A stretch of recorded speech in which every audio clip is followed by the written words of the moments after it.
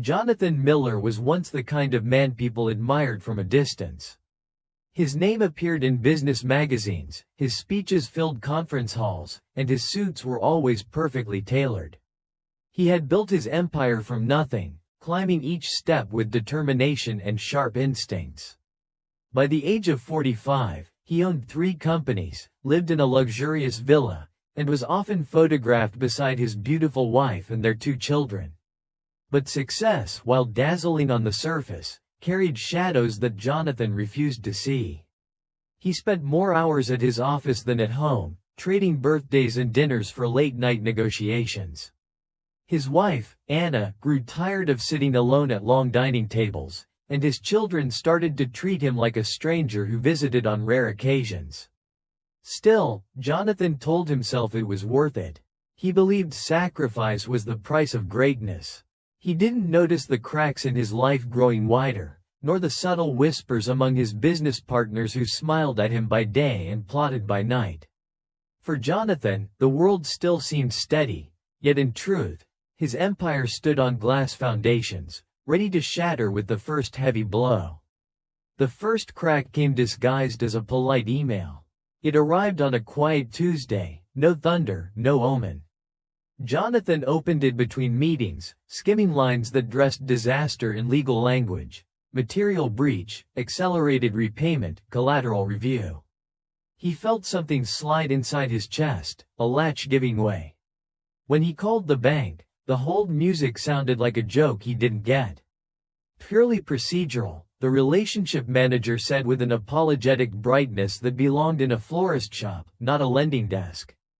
Given market volatility and your leverage position after the Vectra acquisition, we have to tighten covenants. I'm sure you understand. Jonathan understood too well. The Vectra deal, aggressive, dazzling, ego-sweet, had been the final stone placed on his glass tower. He'd trusted a glowing forecast and a partner's handshake, then signed his name in ink that might as well have been gasoline. He worked the phones. He called board members, then suppliers, then a politician who owed him a favor, then a rival who liked to talk in riddles. He promised returns, dinners, assurances, a second chance at the ground floor. By night, the office lights burned over his head like an interrogation lamp. He crafted a bridge loan, convinced a friend to pledge property, shifted funds that were not meant to be shifted. He told himself it was temporary, just a clever shuffle across a narrowing beam. At home, he was a ghost with keys. Anna met him at the door with silence pressed into the corners of her mouth like pins.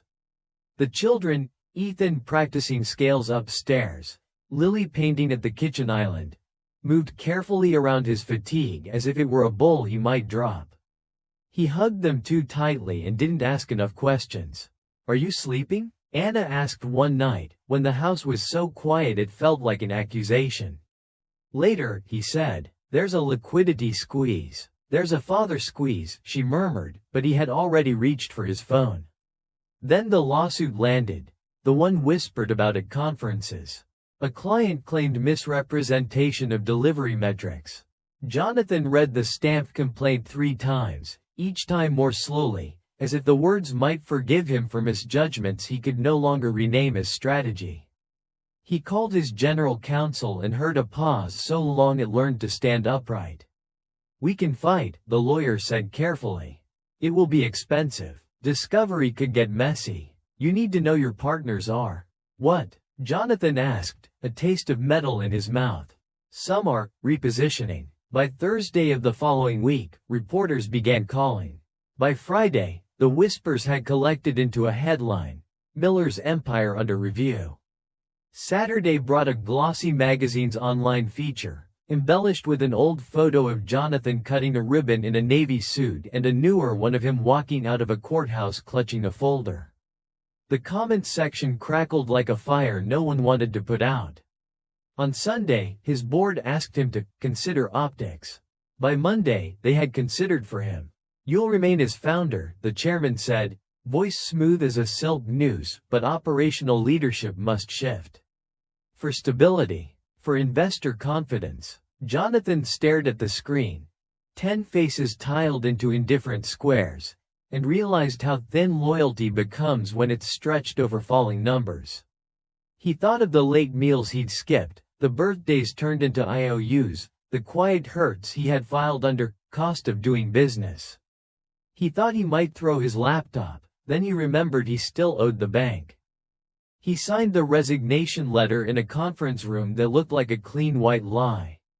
The pen refused to protest. After that, the days blurred into paperwork and goodbyes that were not good, only brief. Assistants packed his office into neat boxes labeled personal, as if his life could be contained by the word. He found a photograph of Anna on their Rio vacation, sunlight in her hair, her mouth open mid-laugh as if joy were a language he had once spoken. He put the photo in the pocket of his coat without looking at anyone. At home, quiet became doctrine. Anna folded a dish towel with priestly attention and did not ask questions she already knew the answers to. That evening, he tried to tell the story in a way that made him sound like a man with a plan. "It's temporary," he said, and hated how thin his voice sounded. "Market cycles. There were bad actors. I need to focus on securing assets. Once that's done, we can." "We?" she repeated softly, as if the word itself were exhausted. He reached for her hand. She let him, but her fingers felt like something that had learned to protect itself. "I'm with you," she said, and he forced himself to believe her. 3 weeks later, creditors lined up. Legal fees multiplied like a rumor. The bank called in the note on the cottage upstate. The lender on the second mortgage found a clause that turned into a trapdoor. Auction tags appeared in the house like moths. A man with a clipboard nodded sympathetically at the Steinway as if it were a dying relative. "We can keep the essentials," Jonathan announced, trying to give shape to a shrinking space. "We don't need the extra dining table. The art can be rotated.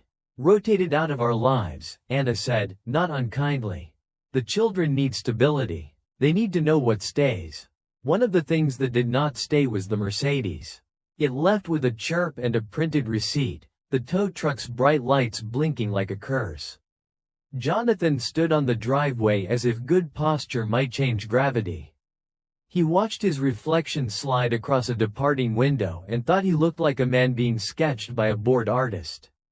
In the kitchen, Lily held a ceramic mushroom she had sculpted in art class. "Where will this go?" she asked. "With us," Anna said. "Always with us." Jonathan looked at his daughter and saw that S no longer automatically included him. The final blow landed on a rainy Wednesday, courteous as a doorman. The foreclosure notice sat under a magnet shaped like a strawberry. He pulled it free and read each line with the care of a surgeon, then read it again because surgeons sometimes lose patience anyway. He brought the paper to Anna. She didn't cry, she had already done that work. "I have savings," he said, but his voice made the sentence sound like a question. "Short term, I can negotiate a forbearance." "You can try," she said, and her eyes were not angry, only tired in a way that suggested the tiredness had grown roots. "But Jonathan, we can't keep living inside your next plan. The children need a now." They moved to a rental with soap bubble walls and a narrow hallway that smelled like cabbage from someone else's dinner. The master bed didn't fit. The couch did, if they held their breath. Anna found a school bus stop around the corner. Ethan asked if he had to tell people where they used to live. Lily asked if she could bring the mushroom to class. Jonathan commuted to the office he no longer owned and then to meetings in offices he had never wanted to visit. He talked to men whose smiles considered him a hobby. He learned the exact angle at which a banker can shrug. He began to carry stress like a second spine. One evening, he returned to the rental with 2 paper bags of groceries and a bottle of wine that cost less than parking. He found a note on the kitchen counter, written in Anna's precise script that always made lists look like promises kept. "John, I have taken the children to my sisters for a while. They deserve peace. I deserve air. You deserve truth. You are fighting fires with the same hands that lit them. I know you don't mean harm. But your plans have swallowed us. I can't keep asking them to believe in a future that never arrives. I'm not closing the door. I'm just moving it somewhere safer for now." He read it twice and then stood very still, as if stillness could rearrange the letters into a different outcome. He called her. The call went to voicemail with a politeness that felt surgical. He tried Ethan, then Lily. He left messages that sounded like a man practicing grief at low volume. Over the next weeks, he tried to fix everything at once. He tried to fix it with money he didn't have and with apologies he rushed through like contracts. He made grand gestures that felt heavy in his hands and hollow in theirs. He bought a used bicycle for Ethan that didn't fit. He ordered a custom watercolor set for Lily that arrived broken. He composed a text to Anna every morning, then deleted it every night when the day failed to match his promise. He did not do everything he could to bring them back, though he told himself he did. Pride interfered, that old fluent language. He wanted to return as a winner, not a man on his knees. He wanted to control the narrative, not confess it. He attended mediation with a crisp shirt and a prepared tone, as if persuasion were a sport. The mediator asked about budgets and schedules. Anna talked about dinners and silence. Jonathan talked about horizons and rebound strategies. They left with a temporary arrangement that fit nobody. He moved into a long-stay hotel near the Ring Road, where the carpet remembered too many shoes. He worked in the lobby at a small table that wobbled, making lists he titled with militaristic nouns: rebuild, restore, retake. On the third day, his credit card declined at the front desk. He explained about pending wires, about banking hours, about a manager who had promised. He heard himself from outside his body and did not like the distance. The manager cleared his throat. "We can hold your belongings until Friday, Mr. Miller." "My belongings," Jonathan repeated. He thought of the boxes in storage, the photo of Anna in his coat pocket, the mushroom on Lily's shelf, Ethan's bike leaning against a wall that wasn't theirs. He thought of all the things that don't fit in boxes: trust, dinner conversations, the way your child's hand relaxes in sleep. He left with a suitcase and a briefcase and a necktie he would not need. He tried friends. Some were busy. Some were sympathetic in tone and athletic in avoidance. One invited him for coffee and listened with the attention of a therapist until the bill arrived, and so did a text that required immediate departure. Another offered a couch for a week or two, then rotated to a few nights, then tonight, actually, then my girlfriend is, well, you know.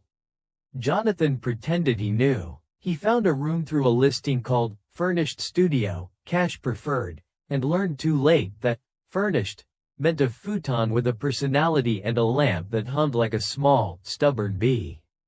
From the alley below, a man sold things that were not his. Above, someone practiced trumpet at midnight with an optimism unconnected to skill.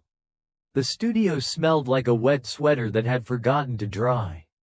He lasted until the landlord asked for cash that suppered as rent and breakfasted as threat. He left before the conversation could become a headline. After that, he stopped pretending he was between places. He was simply without one. A social worker at a legal clinic gave him a phone number written on a card that said, "Temporary shelter intake," in a font that tried to be a friend. He called and heard options, rules, waiting lists. He stood outside a brick building where the line moved like resignation. He watched a man tie his shoes with such care that the act bloomed into dignity. He watched a woman teach a boy to count pigeons. He looked at the sky and saw very big weather coming. That first night, he didn't sleep. He sat on a metal bench beneath a municipal tree, his suitcase under his knees, his briefcase a pillow he did not dare to use. The city sang a hard song and expected him to learn the words. He took out the photo of Anna under Rio's sun, then put it away because memory with no shelter can be wind. He folded his hands as if for prayer and discovered they still remembered how. Rain came the way the bank letters had, politely at first, then everywhere. He moved under an awning shared by 3 men and a shopping cart. Someone offered him half a sandwich. He wanted to refuse, the old reflex, the leftover costume, but he was hungrier than pride. "Thank you," he said, voice shaking in a register he had used for nothing else. The man nodded like a king granting mercy. In the gray hour when the world looks between breaths, Jonathan wrote a list in his head because paper was already a luxury. He listed what he had. A name that meant less than it used to, a suit that meant nothing, a photograph that hurt, a mind that would not stop drafting plans. He listed what he had never thought to count. The warmth of a stranger's half-sandwich, the way dawn arrives without permission, the fact that breathing, ridiculous as it seemed, continued. When morning stretched itself across the boulevard, he felt something inside him surrender, not to defeat, but to truth. He was a man on a bench in yesterday's suit with rain asleep in his hair. He was not CEO, or keynote, or the answer to a reporter's question. He was a person whose feet were cold. He stood. His knees argued, his back made a remark. He found the shelter line again and joined it, carrying his suitcase, his briefcase, his photograph, and a thin new humility he did not yet know how to hold. Around him, people shifted and coughed and made space for one another as if space were something they had been trained to share. A woman with a red scarf turned and said, "First time?" "Yes," he said. "It gets easier," she answered, and Jonathan could not tell if she meant the line or the losing. At the intake desk, a volunteer handed him a form and a pen with a blue feather taped to it. "We'll get you a bed for a few nights," she said. "There's a meal at 6. Orientation at 7. Showers are on the 2nd floor. Lockers if you need them. You're not the first." "I know I'm not," he said, and the admission carried the weight of a full confession. He signed where they asked, spelled his name for the 3rd time, answered questions about allergies and medications, checked, no, more often than he had in the last 20 years. When the volunteer smiled at him, it felt like a hand on his shoulder that didn't demand anything in return. They gave him a narrow bed with a clean sheet that smelled of bleach and a thin blanket that remembered other bodies. He sat, then lay down, then stared at the underside of the bunk above, where someone had scratched a sentence into the paint, "Still here." He closed his eyes and let the words settle on him like a second blanket. In the evening, a man called Reyes told stories at the common table. About a time he worked on a ship that smelled of salt and diesel, about a captain who could steer by starlight, about a night when the sea was so calm it felt like a promise. People listened the way the rich listened to a market tip. Jonathan listened because voices were warmer than silence. Later, a volunteer named Mina brought a stack of pamphlets, job resources, legal clinics, a program for financial literacy whose title stabbed him with irony. "You can start tomorrow," she said. "Or not. No one here keeps score the same way." Jonathan took the papers and nodded as if he understood the terms of this new world. He didn't, not yet. But he knew this. The ledgers he had spent his life balancing were nothing compared to the arithmetic of a human heart. The first column to reconcile was his own. He lay awake long after lights out, the room full of breath and occasional small storms of snoring. Somewhere, a radio whispered an old song. He thought of Ethan's hands on piano keys, of Lily's mushroom on a windowsill, of Anna's note on the counter. He thought of all the ways a man can fail without noticing, and of the one way he might learn not to. By morning, he had decided nothing grand. He would not reclaim an empire by noon or stage a comeback photo by Friday. He would shower. He would eat a hot breakfast he hadn't paid for. He would say thank you every time that fact complicated his throat. He would ask Reyes about the ship and watch the way the man's eyes lit when memory sailed back. He would show up at orientation with a pen that wore a blue feather, and when they asked him to write his name, he would do it slowly, like a vow. Outside, the city brightened into a day that did not need him.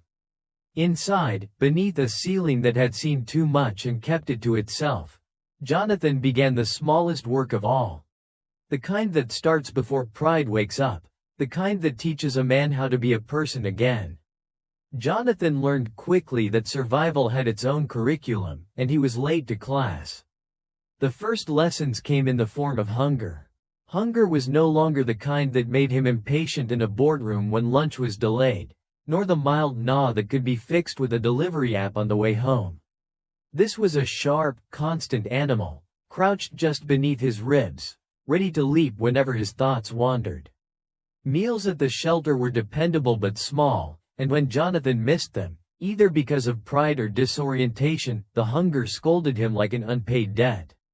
He learned to queue quietly, to accept trays without eye contact, to sit where space opened rather than where his preference pointed. He ate beans and rice as if they were caviar, tasted warmth in bread as if it were wine.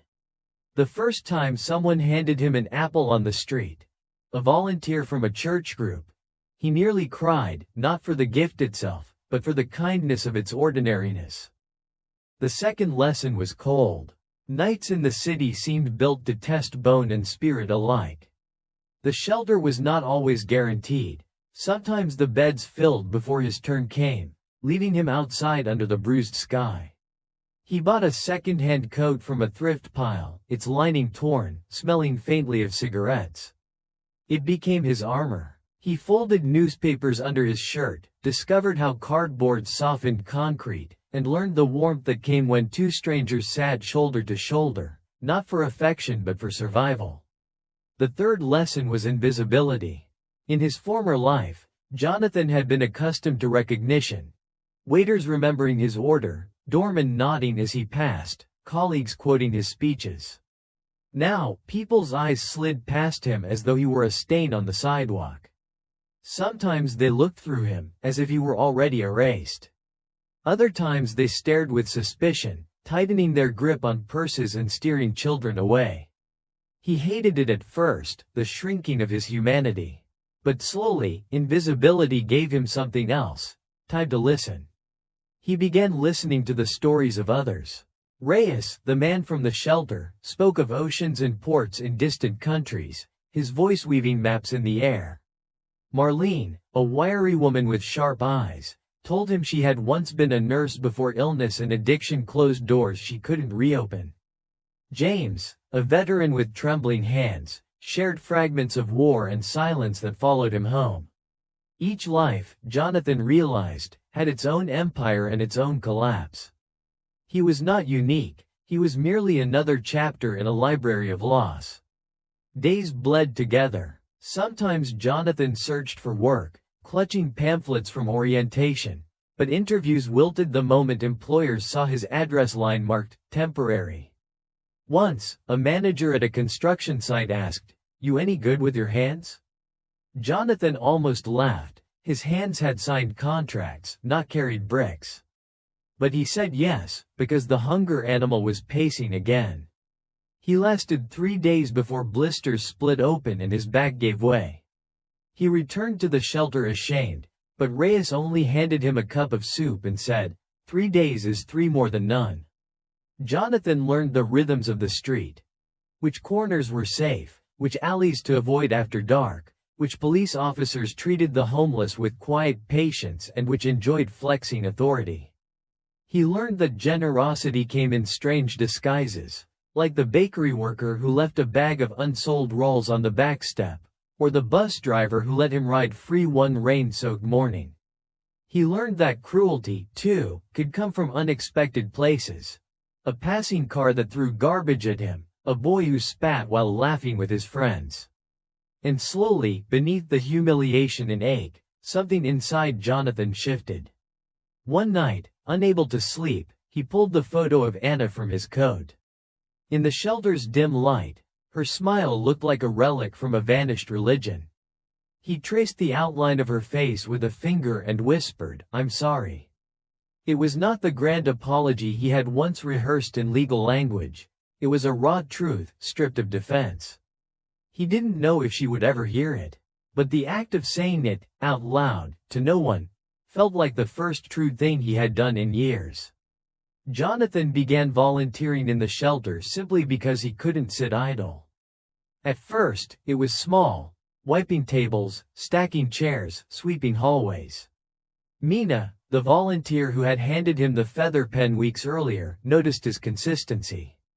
"You've got a knack for organizing," she said. "Most people just drift through." Her words struck him. Organizing was something he knew. He might not know how to fix engines or swing hammers, but he knew how to manage systems, create order, find resources. For years, he had used those skills to build companies that served profits. Perhaps now, he thought, they could serve something else. He started helping distribute meals. He learned to read the flow of the line, when to speed up, when to slow down, when to slip an extra bread roll to someone with hollow eyes. He talked with newcomers, explaining rules and showing them the shower rooms. He became, without planning it, a bridge for those arriving as lost as he had once been. The shelter director, an older man named Harold, took notice. "You've got leadership in you," Harold said one evening as they stacked crates of donated canned goods. "But the kind that listens first. That's rare here. Most folks are too busy shouting their pain." Jonathan didn't know what to say. Leadership had once been his identity, but it had rotted into arrogance and blindness. Now, hearing the word again in this new context felt like holding an object he didn't recognize. "Don't waste it," Harold added, patting his shoulder. As weeks turned into months, Jonathan grew into this unexpected role. He began to see patterns. The cycles of people who came and went, the gaps in resources, the opportunities for connection. He helped draft a schedule that balanced chores more fairly. He suggested outreach to local businesses for donations, even drafting the letters himself. To his surprise, a few companies responded. Not because they knew his name, he no longer signed as CEO Miller, but because his appeals were clear, honest, and rooted in lived truth. But growth was not a straight line. There were nights he still felt crushed by shame. Mornings he woke aching for the sound of his children's voices.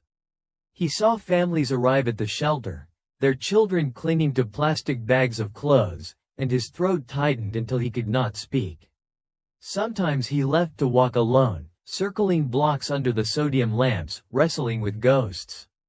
It was on one of these walks that he met Matthew, a young man barely 20, shivering outside a closed pharmacy.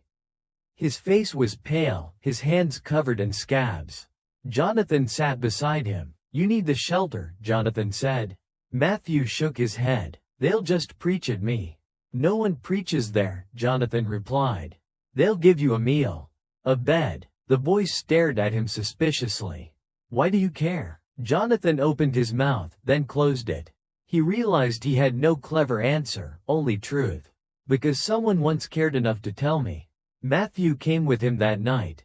Weeks later, he was still there, slowly piecing himself together. And Jonathan understood. Perhaps this was what redemption looked like, not grand gestures, but guiding one soul at a time toward warmth.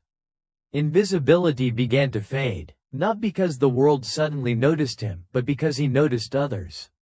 He saw the resilience in people written off as lost causes, the humor in men who had nothing yet joked like kings, the strength in women carrying burdens heavier than his failed empire. In their eyes, he rediscovered humanity, his own included. By the end of that winter, Jonathan was no longer merely surviving. He was contributing. He was a part of a fragile, patchwork community that held each other up when the city looked away. And though he still slept on a thin mattress and ate donated beans, he felt richer in one way. He had found a reason to wake each morning that wasn't about profit or reputation. For the first time in years, Jonathan Miller was not chasing an empire. He was learning how to build a life worth sharing. And yet, somewhere deep within, a quiet vision began forming, an idea he did not yet dare to name. It whispered of a future where shelters were not stopgaps, but homes of dignity. Where men and women like him could find not only beds, but a path forward. Where loss could be turned into a new kind of wealth, compassion. It was only a whisper then, fragile as breath. But Jonathan had learned that whispers, if nurtured, could grow into voices strong enough to change the world. Spring came reluctantly, like a guest unsure if it was welcome. The city thawed in patches, first the parks, then the gutters, then the faces of those who had endured the winter. For Jonathan, it felt like more than a change of weather. It felt like a door slowly opening, though he wasn't yet sure what waited behind it. At the shelter, things had grown busier. More people came each week, some staying only for a night, others for months. Jonathan had become part of the rhythm. helping Harold with inventory, greeting newcomers, drafting simple plans that made scarce resources stretch further. One afternoon, while taping a notice about meal hours to the wall, Mina said, "You should be on the other side of this desk." Staff, not volunteer. Jonathan chuckled. "I don't think they're hiring disgraced CEOs." "Not disgraced," Mina corrected. Transformed. Her words lingered like sunlight after she walked away. Could that really be true? Was it transformation, or just survival dressed in better clothes? The question haunted him until one night, while serving soup, he met Eleanor. She was in her 50s, wiry as wire, with eyes that darted like sparrows. She had been on the street for years, slipping between shelters and alleys, carrying her belongings in a patched duffel. When Jonathan handed her a bowl, she said, "Thank you, Mr. Miller." He froze. "You know me?" "Read about you," she said with a shrug. "The man who had it all and lost it. Guess we're neighbors now." Jonathan wanted to defend himself, to explain the nuances, the betrayals, the lawsuits. Instead, he found himself nodding. "Yes, that's me." "Then maybe you're the one who'll finally do something," she said, and moved on, leaving him stunned. That night, he lay awake staring at the bunk above, her words echoing in his mind. Finally do something. He had spent months adjusting, learning humility, rediscovering humanity. But maybe it wasn't enough to simply blend into the shelter's rhythms. Maybe he was meant to build something new, something that gave dignity, not just survival. The idea returned with stubborn persistence. He sketched it in notebooks scavenged from donation piles. A shelter that wasn't a warehouse for the forgotten, but a community. One that offered not only food and beds, but training, counseling, paths back into society. He imagined clean dormitories with lockers, a kitchen run partly by residents, workshops for skills, partnerships with local businesses. A place where people weren't invisible, where names mattered. For weeks, he worked in secret, filling page after page with diagrams and plans. At first, it felt ridiculous, a fallen businessman dreaming of building something when he didn't even own a home. But the more he wrote, the more real it became. Harold noticed. "You're burning through paper like we've got a printing press in the basement," he said one evening. Jonathan hesitated, then showed him the sketches. He expected laughter, maybe a kindly dismissal. Instead, Harold read silently, then looked up. This could work." "You really think so?" "I think you've seen both sides now, the boardroom and the bench. That's rare, and maybe necessary." Encouraged, Jonathan shared the idea with Mina, then Reyes, then a few others. To his surprise, they leaned in. They offered suggestions, pointed out flaws, shared what they had always wished shelters could be. It became less his plan and more theirs. But ideas need money, and money was something Jonathan no longer had. He began writing letters, not to banks or investors, but to charities, churches, local businesses, even individuals he remembered from his old life. He told the truth, stripped of polish. How he had lost everything, how he had lived on the street, how he had found hope through kindness, and how he wanted to turn that hope into something permanent. At first, silence answered him. Then, slowly, replies trickled in. Some were rejections, polite or curt. But a few said yes. A retired teacher sent $200 with a note, "For the man who knows both sides." A bakery offered weekly bread donations. A lawyer volunteered pro bono to help register a nonprofit. One afternoon, Jonathan received a check large enough to cover 3 months of rent on an abandoned warehouse near the edge of the city. It came from a man who had once been his competitor in business. The note read, "I always thought you arrogant. Maybe now you're not. Don't waste this." Tears burned his eyes. For the first time in years, he allowed himself to believe it could truly happen. The work was brutal. The warehouse was cold, broken, filled with dust and rust. But volunteers came, residents of the shelter, neighbors, students from a local university. They painted walls, repaired plumbing, scrubbed floors. Jonathan worked alongside them, his hands blistered, his back sore, his spirit alive. He no longer gave orders from behind a desk. He carried beams, hauled garbage, shared bread during breaks.